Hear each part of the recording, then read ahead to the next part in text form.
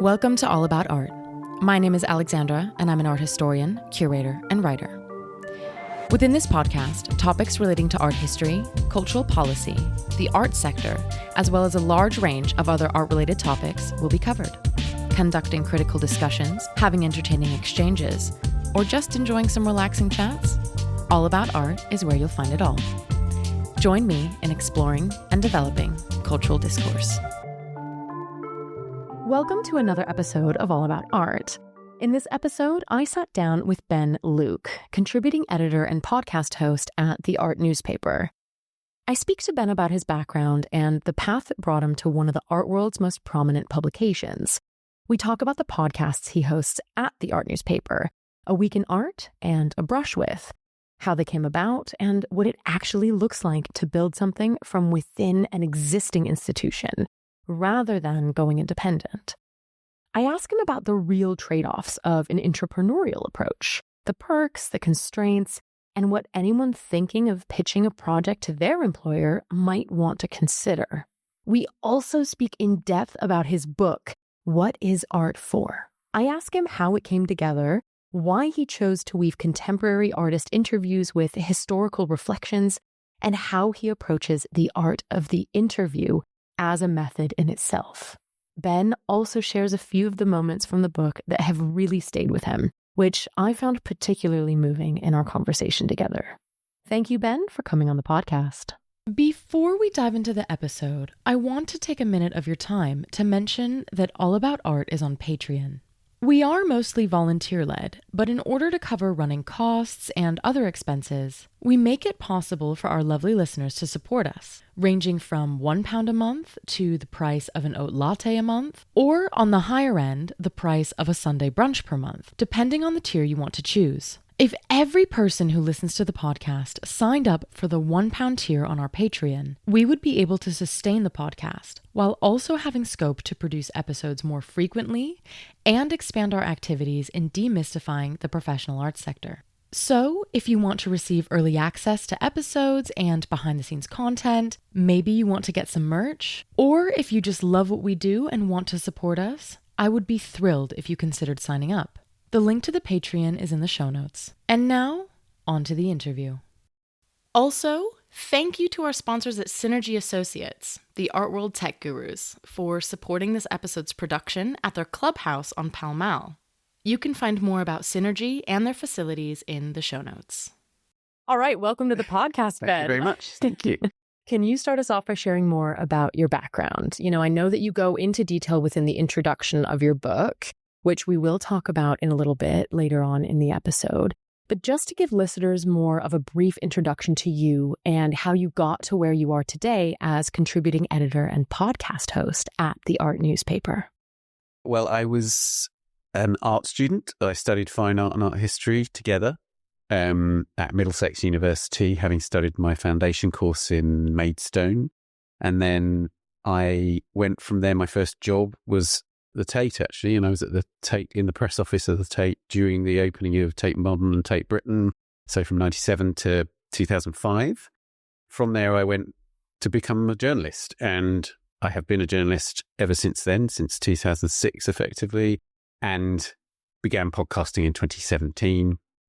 So, yeah, it's been a long 25 years plus in the art world. So, you run A Brush With and The Week in Art at the Art newspaper. How did these podcasts come about? Was this sort of an intrapreneurial move on, from your end, starting something within your capacity at the Art newspaper? So it was very organic, actually. Basically, in 2017, I think there was the beginning of that kind of real surge of podcasts generally. There weren't many art podcasts at that stage, but I think it was really interesting how some of us at the Art newspaper were really beginning to listen to podcasts ourselves, become fans of podcasts and so on. And so I began very much to engage with that whole culture at that time. And then I was approached by Julia Mahauska, who's now the editor-in-chief of the Art newspaper, because she wanted to do a podcast. She was also a podcast listener, and she wanted to do a podcast for the Art newspaper. And she approached me to host it. So then we went from there. I was features editor at the time at the art newspaper. I was also a critic at the Evening Standard, I should say, at that point. And yeah, I mean, I think just my enthusiasm for podcasting generally and my interest in the art world across the board, as well as my very specific interest in contemporary modern art history, meant that I was a kind of natural host to a certain degree, and I loved talking about art. And interviewing was kind of a thing which had become my specialism, I guess. So I think from there, it sort of naturally flowed into this kind of new project, and it got off the ground really quickly. It was then called the Art Newspaper Weekly Podcast, and that then morphed into the Week in Art a couple of years later. Yeah, a little bit less of a mouthful. Yeah, exactly. And then the Brushwith started during the pandemic, and I'd wanted to do an artist interview podcast for quite a while because the Brushwith was something which was kind of nurtured over time. So effectively, I'd been doing artist interview podcasts on the Week in Art, effectively. So, you know, the very first episode of the Week in Art featured a Rachel White-Reed interview, as well as an item on Nazi loot. And that gives you that kind of magazine we approach the Week in Art with. But I really felt that I could do an artist interview podcast exclusively, and that's where A Brush With comes in. And so basically in 2020, during the pandemic, we were thinking, what do? We need new content. That artists are sitting around alone, you know, they might want to talk to us. And we developed A Brush With then. So it's from 2020, and there's now 130 odd episodes of Brush With and more than 350 of the Week in Art. So yeah, it's quite a number of pods now. How often do you produce? Obviously, the Week in Art is produced every week. Yeah. And A Brush With as well? No, A Brush With is 24 episodes a year. So it's 6 series of 4 episodes. Got it. So we have a month off between each one. And so, yeah, there's nice discrete groups of 4 podcasts. But yeah, the Week in Art is every week, except for in the summer. But basically it's, you know, January to July and then September all the way through to December to the end of the year. So that's quite a demand. You know, we need to be bringing people the news every week. But it's also, I really always want to stress is that, yes, the Week in Art is a kind of topical news podcast to a degree in the art world, but I think also it's an art history podcast. And there's very often really interesting explorations of exhibitions at major spaces. And also we do this segment called The Work of the Week, which is always where we insist on having a real in-depth look at a work of art. So as well as a kind of topical news podcast, it very much is an art history podcast, I think. Was last week's, was it Victor Hammershoy? When was that one? Hammershoy, was recently. Yeah, that was a really nice. I mean, you know, the great thing is that we get a chance to explore a real range of work in that segment. And also, again, you know, one thing I always insist on is that we're speaking to experts. And I've had the incredible privilege of speaking to experts about such a range of subjects. And that is art historical things, but also the economics of the art world. There's an amazing base of expertise among the staff of the art newspaper. Yeah. So my colleagues who I speak to on a regular basis, whether that's Ben Sutton, the editor-in-chief in New York, or Gareth Harris and Louisa Buck. I have to say, just a shout out to Gareth because he's the nicest man in the art world. Yes. And also just an absolute brilliant, a doctor, has a PhD. Somehow he managed to do that whilst he was writing unbelievable amounts of incredibly impeccable copy. I know. Writes these brilliant books about the art world, about censorship and so on. You know, he's an extraordinarily productive and brilliant person who also happens to be extremely nice. Yep. Completely agree. Yeah. I was really thrilled to have him on the podcast in the past. And I have both of his books. And I just think he's just, he is a really wonderful professional and friend. And I want to ask you on kind of a practical level about the podcast. And I'm kind of asking this on behalf of anyone who may be thinking about pitching something like this to their boss or employer or to whatever organization they may work at. What sort of perks versus perhaps restraints do you think exist in doing something intrapreneurially, you know, working within an institution or organization in your existing position versus doing something independently? And I guess I kind of ask this to compare and contrast between maybe what you do versus what I do, because I run this on my own. This is a completely independent thing. So I'd love to hear your take on that. I think obviously the advantage of doing something from within an organization which is already established is that there's potential for getting the funding for a start. I mean, you know, these things costs money. And I think it's, it must be said, it's really important, even though equipment is way more affordable even than when we started with the Week in Art, the Art Newspaper Weekly podcast, even though you can record it in your kitchen in a way that you couldn't really back then. The kit is just so much more advanced than it was.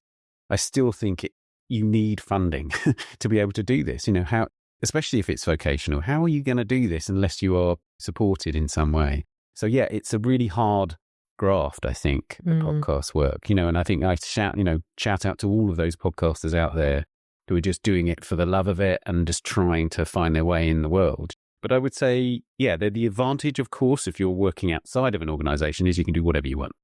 And you aren't thinking about any reputational risk. The only risk to anybody's reputation is your own, etc. So you can take risks in a way that you possibly can't. But I would say that I've also been incredibly supported all the way through with my work for the Art Newspaper, both written and in podcasting, in terms of my choice of artists. The team work very closely together on the Week in Art with the ideas for what we're going to cover every week, as close to the recordings as possible, because we're a news podcast, so we have to be thinking in those terms. But I can't think of a single example where we've been told to steer clear of a certain subject because of political issues or issues relating to people known by the people who run the Art Newspaper or whatever. So there is genuine editorial independence, and that is crucial to the Art Newspaper. If the Art Newspaper doesn't have editorial independence, it isn't the Art Newspaper. So that's absolutely fundamental. But yes, I think there are pros and cons to each setup. But of course, one of the great things about having done it through the Art Newspaper is there is an audience there reading the Art Newspaper and going online to theartnewspaper.com, and therefore we can reach that audience and develop an audience. But I would say also the wonderful thing about the podcast is because it's free, you can go on Apple Podcasts or Spotify or whatever and listen to it without having to pay for it. Then there is a different audience that have picked up the podcasts that might not yet be subscribers to the Art Newspaper or might find their way to subscribe to the Art Newspaper through the podcast. So I think we're in a situation where I'm very lucky to be the beneficiary of the kind of reputation that the Art Newspaper has built up. And I hope I'm furthering it. But also, yes, I have a certain amount of editorial freedom as well. So that's crucial to me. So I'm able to sort of operate with relative liberty within a kind of structure. But if you're starting up your own podcast, you can do whatever you want. But how are you going to find an audience? That's the crucial thing. Yeah, I think that I started my podcast 5 years ago and I've been doing it independently, and it definitely, number one, can be really difficult in terms of getting funding. I've had sponsorships here or there, but there's no one to rely on other than me. And basically, even my time, I'm donating my time towards this. I don't get paid for my time. If I do get a sponsorship, it goes towards other things. And so it is kind of a bit of a complicated thing, but it has brought me so much more. It has opened up, it's basically allowed me to create a kind of wider personal brand or media brand around what I do, because I have All About Art, and then I have Next Gen, which is a membership platform for emerging arts professionals, kind of in the same vein of what I do with All About Art. Now I also have a book coming out similar to kind of your path, and I think that having that has opened up so many doors. I've gotten to talk to people and meet people. I mean, I'm sitting here with you, getting to know you and getting to ask you all these questions because I run this podcast. And so the way that I sort of justify it is, well, I am actually getting to further my own reputation as well as disseminate this information for free for anyone else who wants to listen in. And that sort of thing has really kept me going. Whenever someone has said, I love your podcast, it's so helpful, I find it so informational, all of that really, really helps. But yeah, because I was kind of weighing up the pros and cons, and it kind of sounds like, when you're at the Art Newspaper and you have your editorial freedom and you do feel like it aligns with what you want to be producing anyway, and you have the organizational support. Yeah. That just sounds like heaven. I can't lie. Of course. Yeah, I recognize it. I'm extremely privileged to be in the situation I'm in, but I think also we work really hard to make sure that we keep delivering. And I think that's the thing is that there are plenty of, and I'm not talking about the art world here, there are plenty of institutionally based podcasts which are just not that good, right? Yeah. There are plenty of podcasts that are produced because you sense that an organization has gone, yeah, we should probably do a podcast because everyone's doing those these days. And they end up producing a substandard product. Yeah. Whereas I think there has to be the passion there. And I think that's the thing is that I know that working with the team that I work with on the Week in Art and the Brush with, that we really, really care about what we're doing. You know, it's really important to us that we produce something really, really high quality and also distinctive. Regularly, we will say to each other, is this the right way to go with this story? Is anybody else, is this just a replication of what other people are doing? Because I think it's important to us that we have a particular take, that there is a hook, there is a way of approaching subject that feels right for the art newspaper, for the organisation, or for the podcast within the parameters that we've set for it. So I think it's really crucial that if you do have the privilege of an organisation that backs you, you use it. Yeah. You know, you use the power, if you like. You take that power and you reach out with that power to the community that you're working with and make sure that they share in it. And I think that it's really important that we do that. I wouldn't want to get to a situation where it doesn't feel like we're really passionate about what we're doing and we're wanting to communicate what we're doing to the outside world, and we wanted to reach people with important stories or important interviews with really great artists or whatever it is. You know, I think that's really vital. You have to have that, because how else would you be running a podcast for now nearly 10 years? Yeah, I mean, it's 8 years since we've started. Yeah. Yeah. Because you said 2017. Yeah.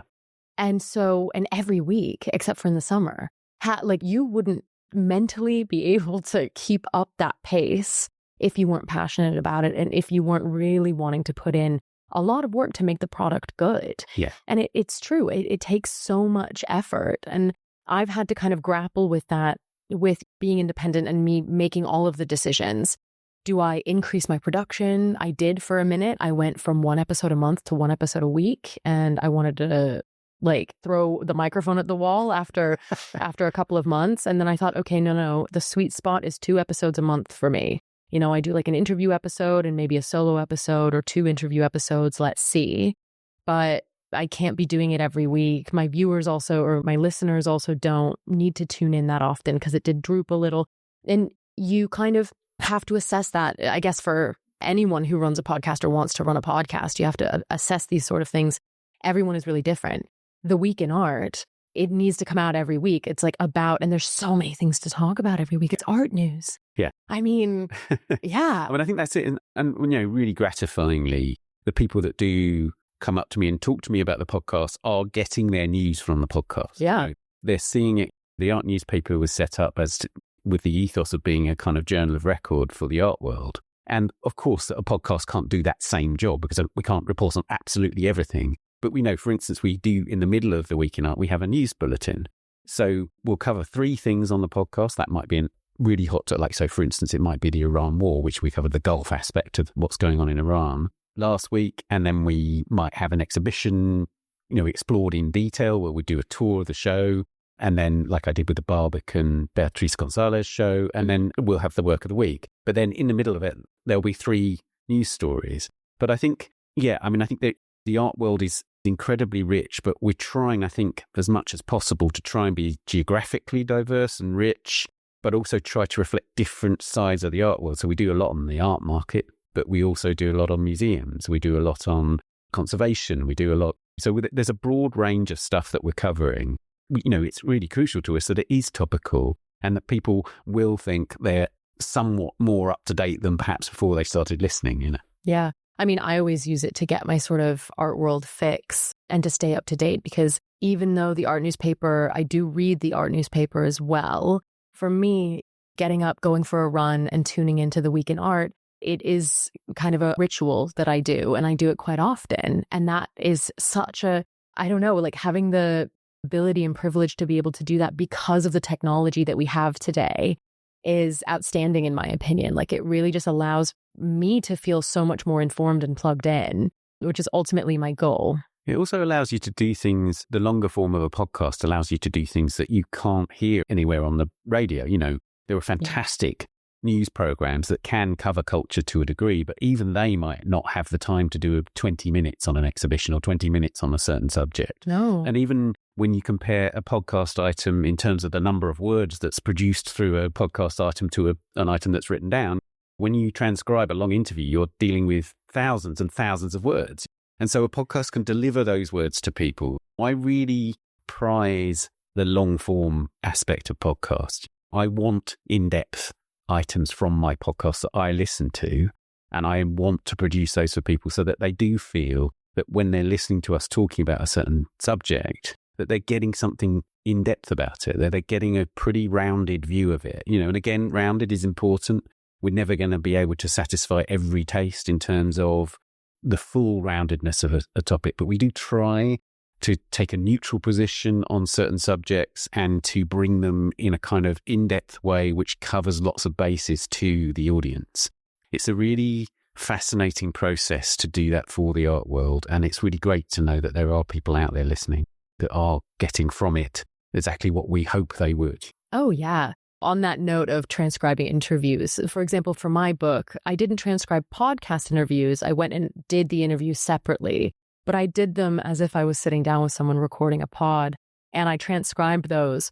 And sometimes I'd end up with like 30 pages to 50 pages of transcription. And then editing that down, of course, there are just a line with 3 words, sure, and then that kind of is easy to cut down, but kind of distilling that into something that's readable, that you can enjoy in book format is very, very difficult. And on the topic of books, transcribing interviews, I want to talk about what A Brush With has led to, which is your book, published in late 2025 with Henny. Can you tell me more about how that came about and how you decided to approach the book? Because I particularly love, and this is where I wish I had my copy with me, how you seem to have brought in the contemporary with the historical, having interviews from amazing contemporary artists, but also the reflections and texts about their chosen inspirations throughout history. Yeah, I mean, it was really crucial to me that we had that balance, actually, because I think, just to be clear, the A Brush With podcast was always meant to be about the cultural experiences that have shaped the artist's life and work, as I say at the top of the podcast. And so it's about influence, yes, but also about experience that can prompt work to emerge. And so there was always a kind of historical aspect of it, but it was about exploring how contemporary art can be made within the context of a network, a kind of an imaginary of multiple references from very, very diverse sources, including literature and music and filmmaking and so on. Because having spoken to so many artists in my role at the Art newspaper in terms of writing features and also as a critic at the Evening Standard, I had really grasped this idea that artists are very elastic in their relationship with time. And so it was incredibly important to me to talk to artists about a very, very broad sweep of history, but also a very, very broad sweep of media and disciplines. Because it seemed to me that I would talk to an artist about an album that they love, and it seemed to me that that was potentially as influential on them as looking at a work of art on the walls of the National Gallery, say. So that's the kind of ethos of the A Brush With podcast. And then so when it came to the book, actually Rebecca Morrill, who is the commissioning editor at Henny, approached me because she's a listener to A Brush With, and she felt it would make a really good book. And one of the things that was so attractive about the way that she presented the idea to me was that they were going to be able to illustrate lots of works. And so I think one of the crucial factors is this is a real book. Yeah, when I was looking through it and I could see all of the images, I mean, I was like, number one, oh my God, how much work from your end, from the publisher's end, and the image rights and all of that. But what a beautiful publication. Like, it's weighty, you can really, and such high quality, like the paper, it really does feel like there's so much consideration that went into that. You can feel it. I think the Henny team were a dream to work with actually on that. And I think that was really crucial to all of us involved in the production, that this was a beautiful book. And I can say it's a beautiful book because I wasn't involved at all in making it beautiful. I just did the interviews and worked really hard on the text and talked about images. But the people that brought it, the production team that brought it together, with Rebecca Morrill at the head of they worked so hard to produce that beauty. And like the coloured pages which the introductory texts are on, things like that. It's just so, what I love about it is that everybody, it seems to me at Henny, really, really love books, and I love books, and I wanted it, I think they wanted it and I wanted it to be a really lovely physical object. And I write about that a bit in the introduction, actually, about how important that it was a really strong physical object. Withstanding the test of time. Exactly. And the role of time is really important, because I'm sure you're aware of this, that one of the things about podcasting is, yes, as I said, they're free. You can go to Apple Podcasts, you can go to Spotify and listen, you can go to Google Podcasts or whatever, but those are still owned by corporations. And we know that corporations, somebody could take over those corporations, somebody could be at the helm of those corporations, and suddenly it wouldn't be free anymore. We don't know that would happen at any point, but there is a risk. And there's something uneasy about the fact that these corporations have all of this content and can potentially restrict access to it, or that might seem alarmist to some listeners, but I do think there is a problem with the distribution of podcasts to a degree. We celebrate that they are available to us, but we have to be mindful of the fact that the means of distribution are controlled by corporations, and that is never an easy thing. So in the book, now we have a physical representation of 25 of the interviews in the A Brush With series, and they are physically there, and they will be in libraries as well as in bookshops, so that to me is tremendously important. And not only that, but you can go through these interviews and you can look at the works that are being discussed on the page, and you can see these beautiful comparisons all the way through. So there's the one I always think about is the one where you've got Ronnie Horn's work, Paired Mats, which is about Felix Gonzalez Torres and his partner Ross, next to Felix Gonzalez Torres' work, which is also golden. And so you have this gold leaping out at you from the page. And to me, that is that was in one image or one pair of images. That is the sort of justification for doing this book, because it brought people to the works in a very direct way. But then in terms of the historical art, yes, that right from the start, as well as choosing 25 interviews from the A Brush With series, I said very early on that I felt there should be these anchor texts, as we call them, and there are 5 of them, in which some of the names from the history of art that are most mentioned are sort of explored in short essays, effectively. And it's Velázquez, Goya, Manet, Duchamp, and Louise Bourgeois. And I felt that was a really important aspect, because there are, for some reason or other, and I try and explore it in these texts, artists who contemporary artists just keep going back to. And there are different reasons why they do that. Sometimes it's very formal, about thematic, about subject matter.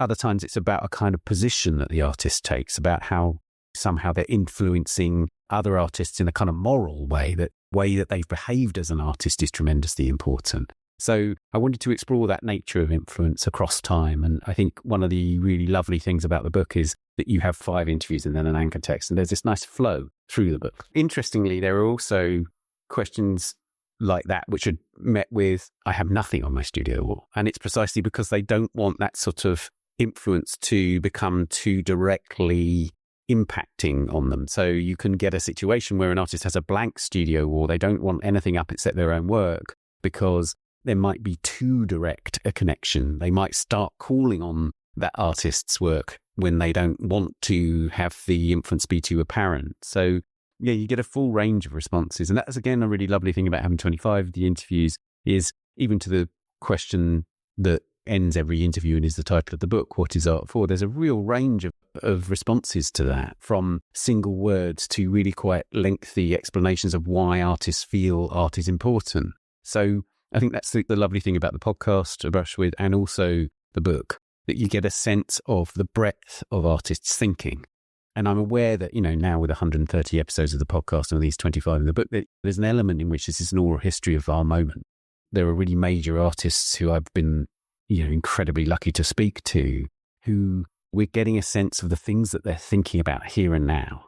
And I think that's really important. Like, who are the artists from the distant past who in the 2020s are still somehow rippling through the kind of studios of contemporary artists? And to me, that's always been a really fascinating thing. Yeah. And I think it's really wonderful how you bring that together and weave it in with such consideration within the book. As you say, having the 5 interviews and then an anchor artist and then 5 interviews, and having that structure, the design.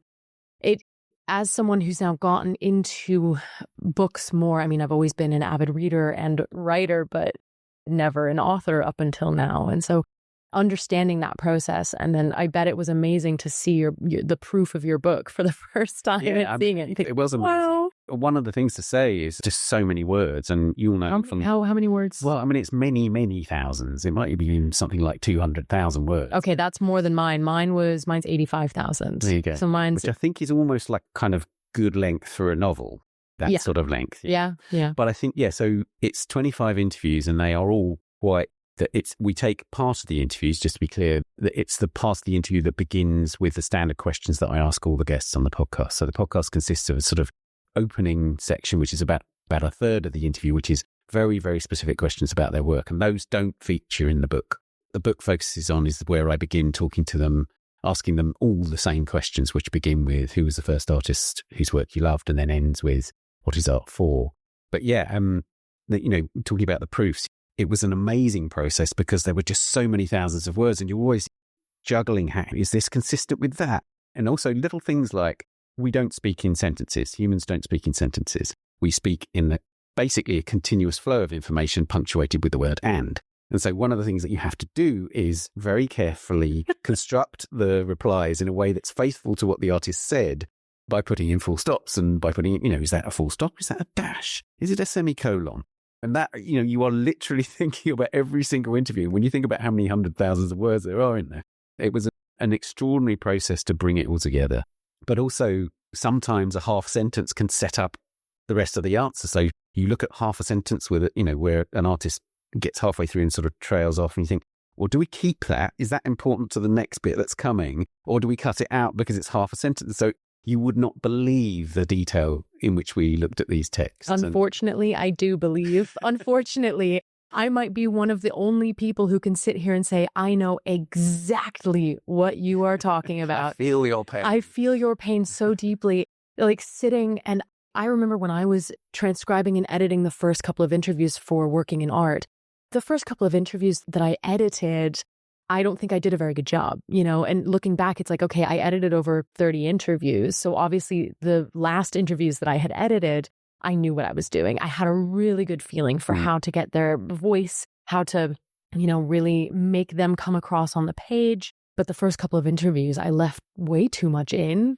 I was like, I didn't do that very well. This doesn't make much sense. This is really unnecessary. And so I printed out the whole thing about a week before my submission. And I was like one of those crazy people.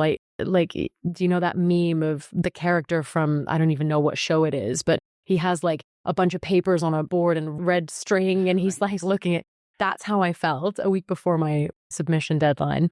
And I had papers all around my floor. And also like I wrote different chapters at different times. And so I had to really pay attention, like, did this kind of lesson about working in the culture sector come across already?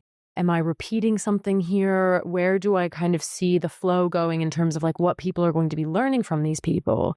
And so I just sat there with like 200 pages strewn out across my floor, but also with a red pen going through and thinking, I don't need this. I don't need this. I don't need this. I didn't edit this well. I need to improve with this, and that needs to be cut down. And I think I cut down about 10,000 words. Yeah, absolutely. I mean, I think editing is, a colleague of mine used to say it was a bit like marquetry. It's an artisanal process, editing, because like really good editing, when you send back a copy to a writer, they will say to you, wow, what did you cut? Somehow there's 200 less words here, but where did they go? Because I can't see. So editing is a real craft, a real art. And that's one of the things that you will notice if you read newspapers now compared to years ago, is that craft is not dying, but it's been severely compromised because there were just so many fewer editors at newspapers and so on. And it's an incredible discipline, an incredible communicative process, which is vital to how the news is delivered to audiences and how we read the news and so on.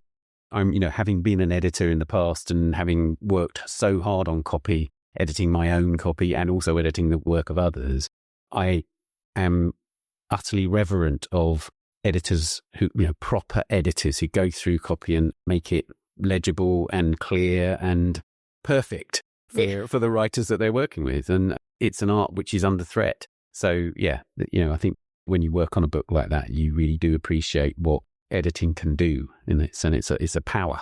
Oh yeah, absolutely. One of the things that I kind of wanted to ask you about how you conduct your interviews, and I think I want to ask this because I get asked this a lot, but how do you get the most out of your interviewees? You know, what's kind of a tip or a secret, or what is something? And I also hear from so many people when I told a couple of people like, oh, Ben Luke is coming on my podcast. And they always say, oh, he's so good at interviewing. And so, Nice. Yeah. But it's true. And so what is something that you think, okay, this is something you've learned throughout the years about how to really interview and have a conversation that makes your guest feel comfortable and that gets the most out of that and makes it feel authentic, you know, just makes it generally a good interview. I think put the work in. I really honestly think the best thing that you can do is show the artist or expert that comes on the Week in Art or museum director who's opening their new wing. Just show them the respect of doing the work and putting the time in to research the subject. And so I pride myself on very, very in-depth research. And so I will, for the A Brush With interviews, like if somebody says to me, can we do the interview on Friday and it's Thursday, I'll go, no, that doesn't permit me the time to do the level of research I want to do.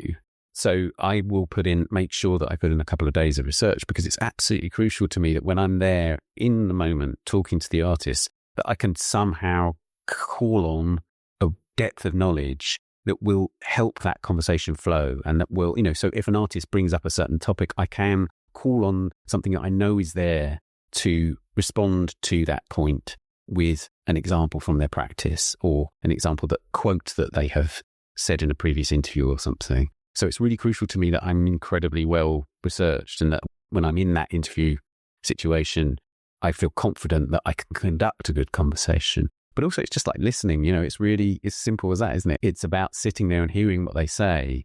And I think if you are armed with good research, then you can listen more naturally. If you're not terribly well researched, you might well be thinking, oh, what can I ask next? Whereas partly because of the structure of the A Brush With podcast, but generally, if you're well researched, you know the kind of subjects that you want to talk about. You've got an armory of topics that you're going to bring to the conversation. And I think that allows you to listen well, because you've got that depth that you can call on in a very natural way as opposed to a forced way, I would say. Yeah. Do you send questions in advance to the artist? It depends on the topic, because A Brush With, there are standard questions, and Yes. we make sure that we send people in advance. I tend to outline, if it's a news-related interview or something like that, I would tend to outline topics rather than saying these are the questions, because apart from anything else, that in the natural flow of a conversation like the one we're having now, it's difficult to be really rigid about the questions you're going to ask, because they might say something which you respond to, right? So I will provide the outline, the areas that we want to discuss. I prefer not to be absolutely 100% clear on every single question that will be asked, because in a way that's too rigid a format, I find, for the interviews that I do. So yeah, it depends upon the particular interview, but I mean, you know, PRs now generally asking for questions in advance of most interviews. And I try to resist that where possible, because I think, you know, you need a natural flow, but you also need to reserve the right to be an actual journalist. It's so funny because, you know, I asked Gareth a similar question for my book. Do you send that in advance? And he gave pretty much the exact same answer.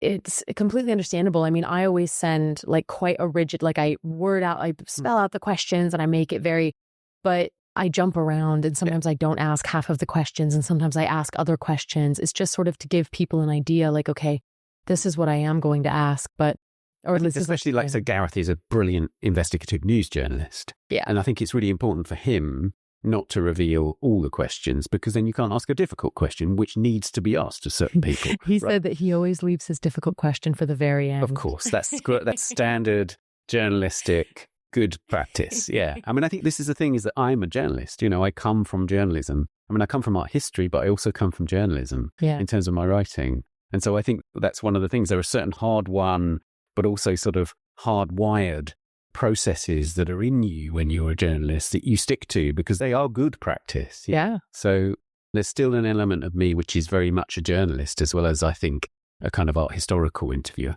Yeah. Do you think that probably is the right combination that comes together for both of the podcasts in a way? Yeah. Yeah. I mean, I suppose my journalistic chops are more evident when it comes to the Week in Art. for certain interviews on the Week in Art I've got, and then obviously the art history is there, as I say, all the way through. So yeah, I mean, I think it's a good skill set for doing a podcast. Yeah.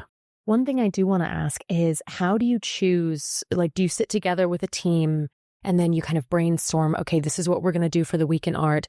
This is the artist we want to approach for a brush with. Is that how that kind of comes about? There's slightly different approaches according to which pod it is, because for a brush with, there has to be a certain residual enthusiasm. For me, I can't really talk to an artist whose work I don't much regard or admire.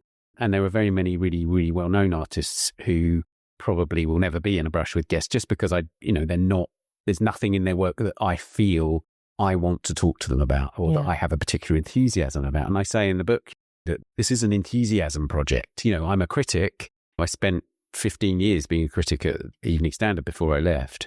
And I still write critical work for the art newspaper today and other things. But I still think also that you can have a base enthusiasm as a kind of grounding for that critical practice.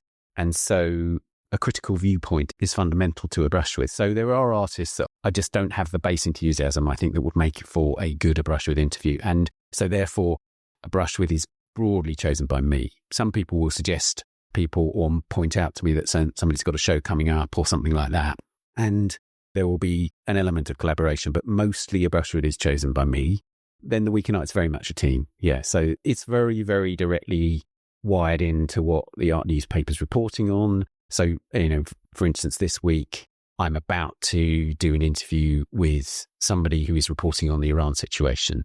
So she writes for the art newspaper, Salvi Gerampaya. So I will be reading her reports, and me and the team, which includes Alex Morrison, who's the digital editor for the art newspaper, and the editors-in-chief, Ben Sutton and Julia Michalska, will be involved in batting back and forth some of the ideas that we want to discuss. But yeah, that's very much more of a kind of team effort, the Week in Art, in terms of the way that the content, decisions on the content, but also just in terms of like the technical process of making it.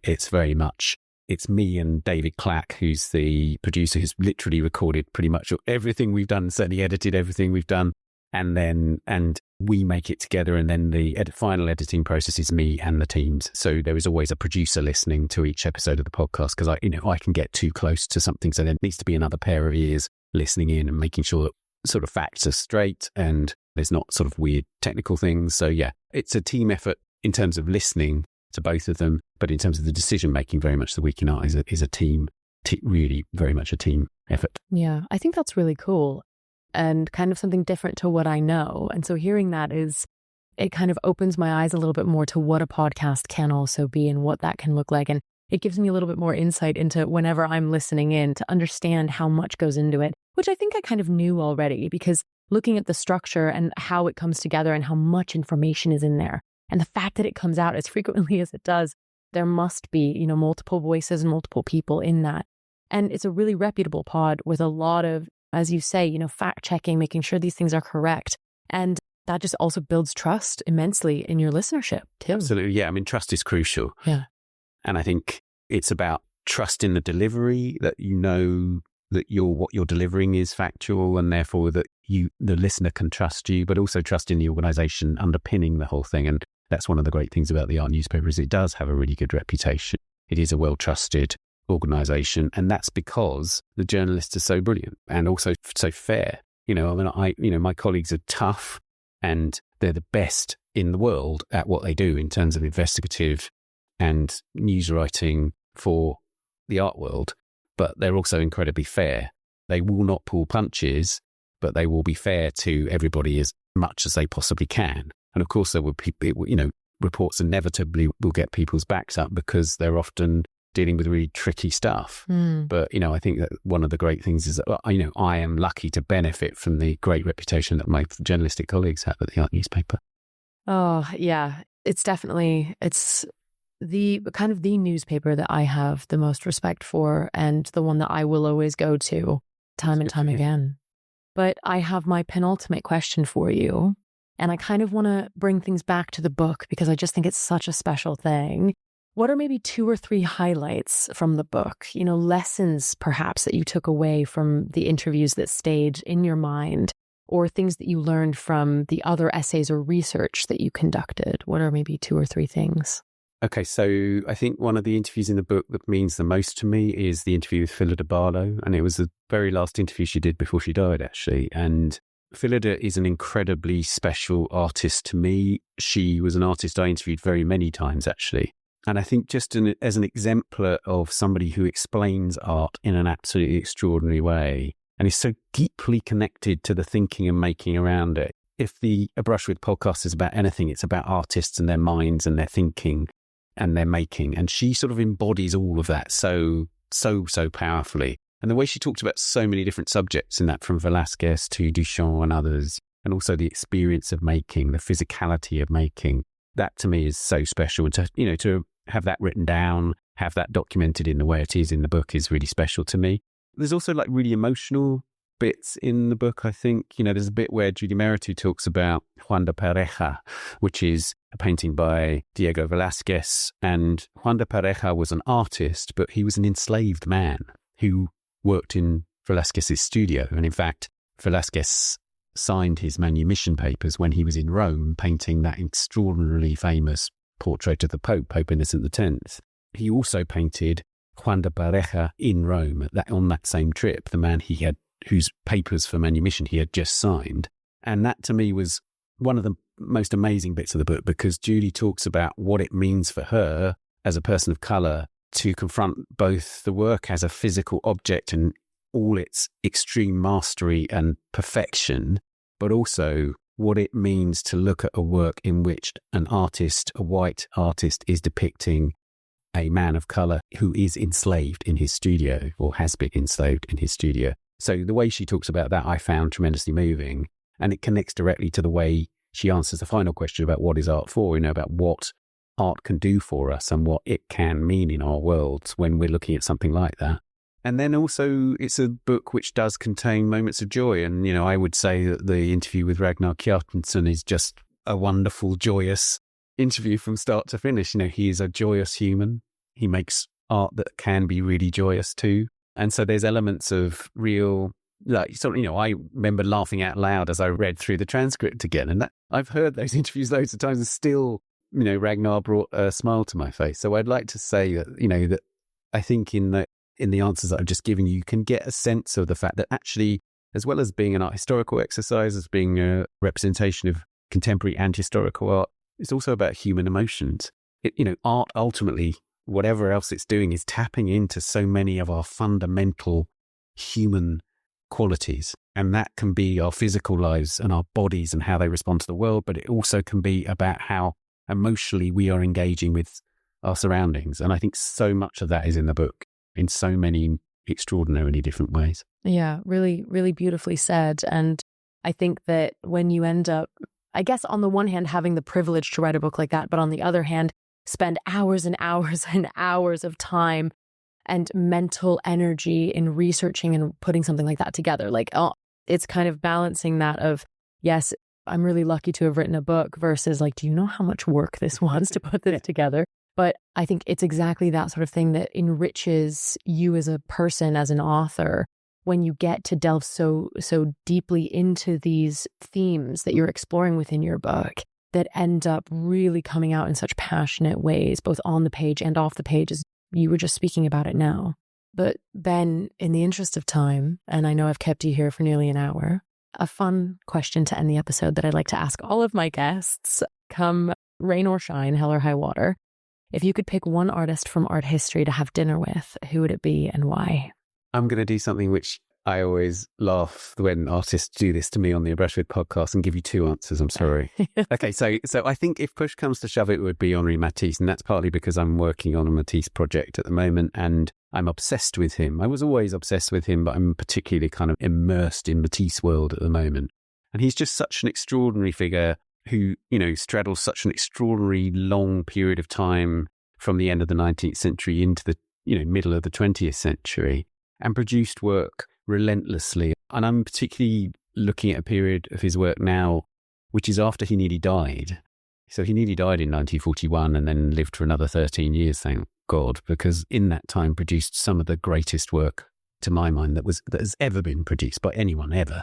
And So I would love to sit down. I would have to stipulate that if I was to have dinner, I'd like to have dinner in Matisse's studio in Vence, where he lived between 43 and 49. And so I would like to go and have dinner, have a bottle of wine with Henri Matisse in Vence, surrounded by the paintings that he was producing in that period and some of the early cutouts and so on. So yes, that would be my first answer. And then the second would be Titian, because one of the things that I, having read about it so much and having thought about it so much, that I would love to do is to, armed with penicillin, I should add, I would love to go back to 16th century Venice, and I would love to go and just go to, again, I would insist that it was a studio supper with Titian. I would also insist that I get to hang around a bit before that and watch him paint, because to me, like, even just the thought of it, just like the imagining seeing Titian loading up a brush and applying it to the canvas,